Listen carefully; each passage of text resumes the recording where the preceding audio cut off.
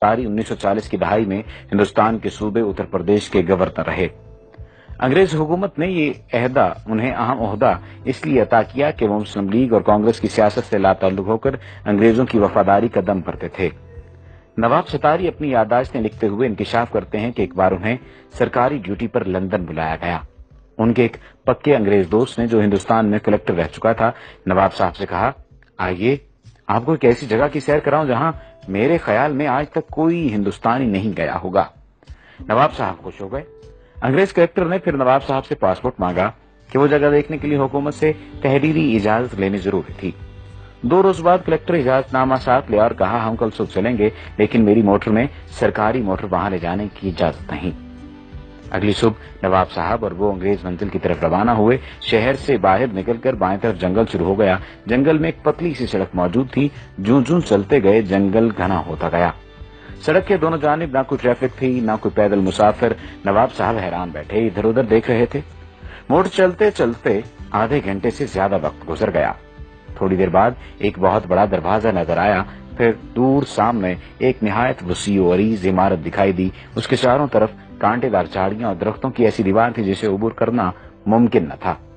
इमारत के चारों तरफ जबरदस्त फौजी पहरा था। इस इमारत के बाहर फौजियों ने पासपोर्ट और तहरीरी इजाजतनामा गौर से देखा और हुक्म दिया कि अपनी मोटर वहीं छोड़ दें और आगे जो फौजी मोटर खड़ी है उसमें सवार हो जाएं।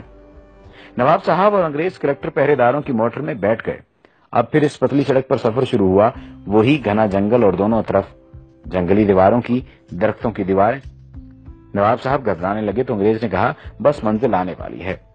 आखिर दूर एक और सिर्फ पत्थर की बड़ी इमारत नजर आई तो फौजी ड्राइवर ने मोटर रोक दी और कहा, यहाँ से आगे आप सिर्फ पैदल जा सकते हैं। रास्ते में कलेक्टर ने नवाब साहब से कहा, याद रखें आप यहाँ सिर्फ देखने आए हैं, बोलने या सवाल करने की बिल्कुल इजाजत नहीं। इमारत के शुरू में वसी दालान था। उसके पीछे मुतअद्दिद कमरे थे। दालान में दाखिल हुए तो एक बारिश नौजवान अरबी कपड़े पहने, सर पर अरबी रुमाल लपेटे एक कमरे से निकला। दूसरे कमरे से ऐसे ही 2 नौजवान और निकले। पहले ने अरबी लहजे में अस्सलाम वालेकुम कहा, दूसरे ने वालेकुम अस्सलाम, क्या हाल है। नवाब साहब ये मंजर देखकर हैरान रह गए। कुछ पूछना चाहते थे लेकिन अंग्रेज ने फौरन इशारे से मना कर दिया। चलते चलते एक कमरे के दरवाजे पर पहुंचे। देखा कि अंदर मस्जिद जैसा फर्श बिछा है। अरबी लिबास में मलबूस मुतअद्दिद तलबा फर्श पर बैठे हैं। उनके सामने उस्ताद बिल्कुल इसी तरह बैठे सबक पढ़ा रहे हैं जैसे इस्लामी मदरसों में पढ़ाते हैं। तलबा अरबी और कभी अंग्रेजी में उस्ताद से सवाल भी करते। नवाब साहब ने देखा कि किसी कमरे में कुरान मजीद पढ़ाया जा रहा है, कहीं किरात सिखाई जा रही है, कहीं तफसीर का दर्स हो रहा है, किसी जगह बुखारी शरीफ का दर्स दिया जा रहा है और कहीं मुस्लिम शरीफ का।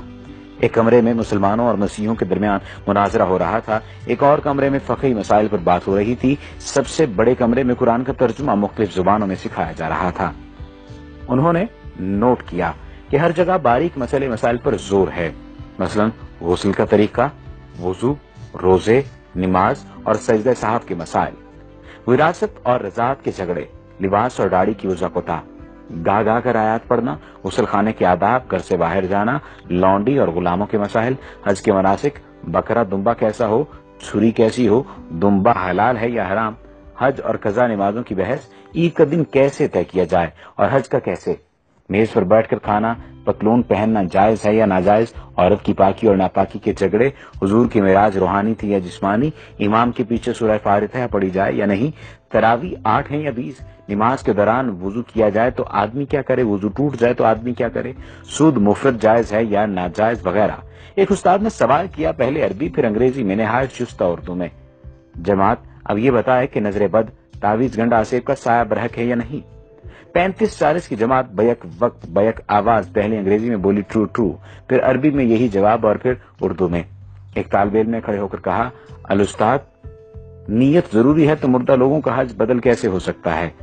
यानी अगर हज के लिए नीयत जरूरी है या किसी भी काम के लिए नीयत जरूरी है तो मुर्दा लोगों का हज बदल कैसे हो सकता है। कुरान तो कहता है हर शख्स अपने अमाल का जिम्मेदार है। उस्ताद बोले, कुरान की बात मत करो, रिवायात, विरद और इस्तिखारे में मुसलमानों का ईमान पक्का करो, सितारों, हाथ की लकीरों, मुकद्दर और नसीब में उन्हें उलझाओ। ये सब देखकर वो वापस हुए तो नवाब सतारी ने अंग्रेज कलेक्टर से पूछा, इतने अजीम दीनी मदरसे को आपने क्यों छुपा रखा है। अंग्रेज ने कहा, अरे भाई, इन सब में कोई मुसलमान नहीं, ये सब ईसाई हैं। تعلیم مکمل ہونے پر انہیں مسلمان ملکوں خصوصاً مشرق وسطی، ترکی، ایران اور ہندوستان بھیج دیا جاتا ہے۔ وہاں پہنچ کر یہ کسی بڑی مسجد میں نماز پڑھتے ہیں، پھر نمازیوں سے کہتے ہیں کہ وہ یورپی مسلمان ہیں۔ انہوں نے مصر کی جامع الازہر میں تعلیم پائی ہے اور مکمل عالم ہیں۔ یورپ میں اتنے اسلامی ادارے موجود نہیں کہ وہ تعلیم دے سکیں۔ وہ سر دست تنخواہ نہیں چاہتے، صرف کھانا، سر چھپانے کی جگہ درکار ہے۔ پھر وہ مؤذن پیش امام بچوں کے لیے قرآن پڑھانے کے طور پر اپنی خدمات پیش کرتے ہیں۔ تعلیمی ادارہ ہو تو اس میں استاد مقرر ہو جاتے ہیں، جمعہ کے خطبے تک دیتے ہیں۔ نواب صاحب کے انگریز مہمان نے انہیں یہ بتا کر حیران کر دیا کہ عظیم مدرسے کے بنیادی اہداف یہ ہیں: مسلمانوں کو روایات، ذکر کے وظیفوں اور نظری مسائل میں الجھا کر قرآن سے دور رکھا جائے۔ حضور اکرم صلی اللہ علیہ وآلہ وسلم کا درجہ جس طرح بھی ہو سکے گھٹایا جائے۔ کبھی یہ کہو کہ آپ صلی اللہ علیہ وآلہ وسلم نعوذ باللہ رجل مسحور یعنی جادو زدہ تھے۔ اس انگریز نے یہ انکشاف بھی کیا کہ 1920 میں رنگیلا رسول نامی کتاب راجپال سے اسی ادارے نے لکھوائی تھی۔ اس طرح کئی برس پہلے مرزا غلام احمد قادیانی کو جھوٹا نبی بنا کر کھڑا کرنے والا یہی ادارہ تھا۔ ان کی کتابوں کی بنیاد لندن کی اسی عمارت سے تیار ہو کر جاتی تھی۔ خبر ہے کہ سلیمان رشدی کی کتاب لکھوانے میں بھی اسی ادارے کا ہاتھ ہے۔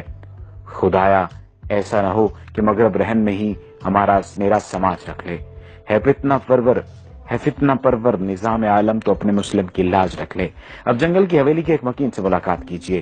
یہ واقعہ میرے دوست حسین امیر فرحات کے ساتھ کویت میں پیش آیا۔ واقعہ انہی کی زبانی سنیے۔ یہ 1979 کا واقعہ ہے۔ ان دنوں میں کویت کی کمپنی میں مندوب تعلقات عامہ یعنی افسر تعلقات عامہ موجود تھا، یعنی پبلک ریلیشن آفیسر۔ ہماری کمپنی کے ڈائریکٹر نے سری لنکا سے گھر کے کام کاج کے لیے خادمہ منگائی۔ دوسرے دن مجھ سے کہا اس خادمہ کو واپس بھیج دو، وہ ہمارے کسی کام کی نہیں، کیونکہ عربی جانتی ہے نہ ہی انگریزی۔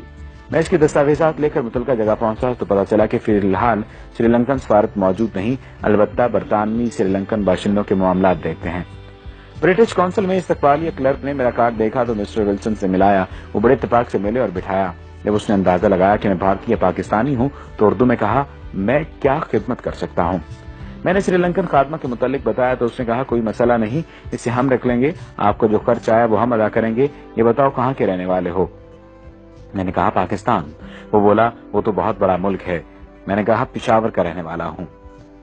پشتوں میں پوچھا کون سی جگہ؟ میں نے بتایا نوشہرہ۔ جب میں نے گاؤں کا نام بتایا تو اس کی آنکھوں میں عجیب چمک پیدا ہو گئی۔ پھر وہ مختلف لوگوں کو پوچھنے لگا۔ میں نے بتایا کہ کون مر گیا ہے اور کون زندہ ہے۔ میں نے سوچا ہو سکتا ہے نوشہرہ چھاؤنی میں ملازمت کرتا رہا ہو، لیکن اس کی عمر زیادہ نہیں تھی۔ اس نے کہا کچھ اور کہانی سنائی، پھر اس نے کافی منگائی، پھر انٹرکام پر کلرک سے کہا کہ اس کے پاس کسی کو مت بھیجنا۔ وہ اتنا خوش تھا کہ میں بیان نہیں کر سکتا تھا۔ اس کی خوشی دیدنی تھی۔ کافی کے دوران اس نے بتایا میں آپ کے گاؤں محلہ عیسیٰ خیل میں 4 سال تک پیش امام رہا ہوں۔ میں نے پوچھا کیا آپ مسلمان ہیں؟ وہ بولا میں نے 4 سال تک آپ کے گاؤں کا نمک کھایا ہے۔ آپ کے گاؤں والوں نے مجھے بڑی عزت دی۔ میں آپ سے جھوٹ نہیں بولوں گا، میں عیسائی ہوں، یعنی اہل کتاب۔ اس کے بعد میرا اس کے ہاں آنا جانا رہا۔ وہ مجھے اپنا ہم وطن سمجھتا رہا اور تقریباً میرا ہم عمر تھا۔ تعجب کی بات یہ ہے کہ وہ ہمارے ہاں پاکستان بننے کے بعد رہا تھا۔ ایک دن میں نے پوچھا آپ پٹھانوں کا کھانا کیسا کھاتے رہے؟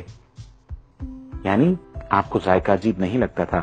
کیسے کھاتے تھے آپ؟ وہ کہنے لگا آپ لوگوں کا کھانا اتنا مزیدار ہوتا ہے کہ میں یہاں آج بھی گھر جاتے ہوئے ایرانی تندور سے روٹی لے کر موٹر میں روکی کھاتا ہوں۔